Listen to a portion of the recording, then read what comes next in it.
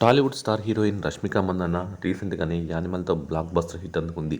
బాలీవుడ్లో తను అడుగుపెట్టిన తర్వాత నేషనల్ క్రష్ అందుకున్న తొలి హిట్ ఇది. చాలా రోజుల తర్వాత మంచి సక్సెస్ని అందుకుంది. ప్రస్తుతం తన నెక్స్ట్ సినిమాలపై ఫోకస్ పెట్టింది.